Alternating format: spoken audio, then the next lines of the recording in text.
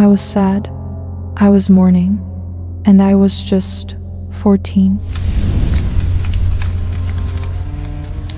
That is the first truth history chose to forget. This video is unlike anything else on this channel. What follows is a deeply sensitive exploration of a painful chapter in our history, one that may be emotionally disturbing to some viewers. Just take care of yourself as you watch, and viewers' discretion is respectfully advised. Our history is vast and radiant. A civilization shaped by wisdom, by devotion, by dharma. We have carried its richness across centuries, and we are right to be proud of it.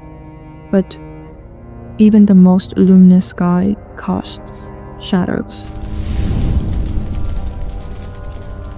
Today I want to do something that most documentaries don't. I don't want to recite dates, I don't want to present debates. I want you to understand Sati Pratha from the inside. Through the eyes of someone whose name the history never thought to record. She was not a symbol. She was not a statistic. She was just a girl.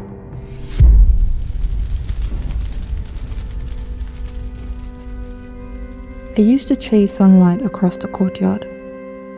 My laughter spilled through open doors and into open air. Careless, unguarded, sure of itself. I played with shadows and flower petals. I imagined the world was wide and safe, that nothing could reach me where I stood, that tomorrow would always be mine to walk into. No one told me that smiles could be so fragile.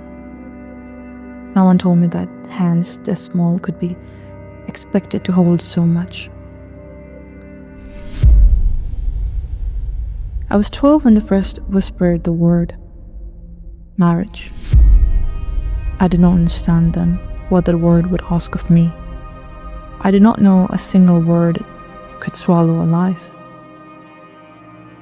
He was older than me, old enough to be listened to, old enough to speak with the authority of the room.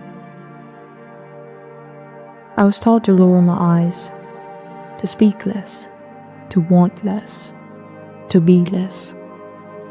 This is how life begins.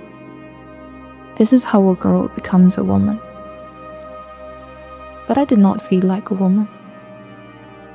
I felt like a child who had just been handed a door she did not know how to open and told never to turn back. When he was gone, they placed bright flowers on him, as if color could fill the space where breath had been. When he was gone, they placed their expectations on me. 1,000 silent demands, 1,000 eyes watching to see if I would bend correctly to the weight. No one asked me what it meant to lose someone I had barely begun to know. No one asked if my heart was strong enough. No one asked if my hands could carry this. They only told me what came next, what was expected, what tradition demanded, what honor required. And so I stood, my small world shrinking with every hour. Still, I wanted to live. The bells rang that morning, softly, almost gently. Everyone said it was an auspicious sound, a sound that promised honor and peace. I stood still there, wrapped in a white cloth that felt heavier than my own body. The color of mourning, the color of absence, the color of everything I was about to become. The air smelled of incense and ash. They called me a wife, but I was still learning how to be a child. I still remember the taste of laughter, the weight of my mother's hand in mine, the small, quiet joys I had believed would last.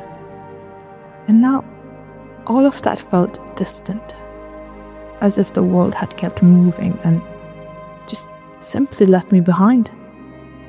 They said I was fortunate. They said I was pure. They said I would be remembered. But in my chest, my heart beat like something caged, like something that wanted to run, like something that wanted to be heard. I wanted my mother. I wanted the quiet safety of sleep. I wanted a tomorrow that belonged to me only. None of those were given.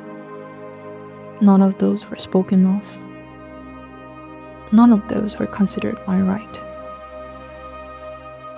I was someone's daughter, someone's sister, someone's wife. I carried so many names, but was it too much to also be seen as a human? Why did the tomorrow that was mine become someone else's decision? I was told to bow, to stand still, and to disappear quietly into what the world had already decided for me. The chants grew louder, my thoughts grew quieter. The flames leapt and flickered, orange against the pale grey morning. But they did not feel warm. They felt like a question that I did not know how to answer. Every step felt heavier, not from the cloth I wore, but from the weight of every eye upon me. I stepped forward because everyone else stepped back, because silence demanded it, because tradition had no patience for my fear. The fire glowed, not angry, not cruel, just waiting, calm, indifferent. And in that stillness, I finally understood. This was never about love. It was never about devotion. It was about control, about obedience, about erasing a choice that belonged to someone too young to defend it. I did not give my life. It was taken. Before I could understand it, before I could ask for tomorrow, before anyone could hear the voice, the small, stubborn voice that only ever wanted to live.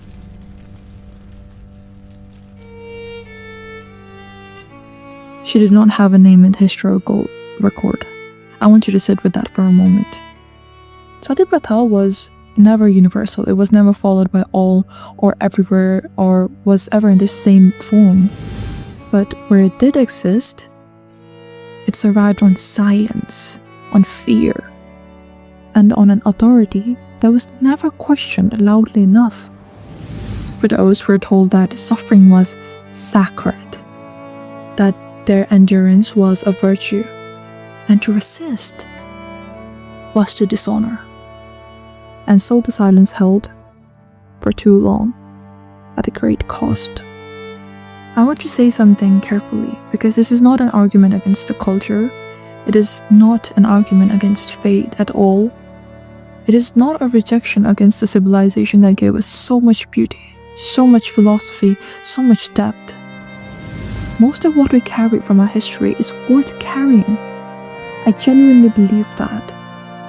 But tradition, true tradition, was always meant to protect the vulnerable, not consume them, to guide us to our better selves and not silence those who have no voice.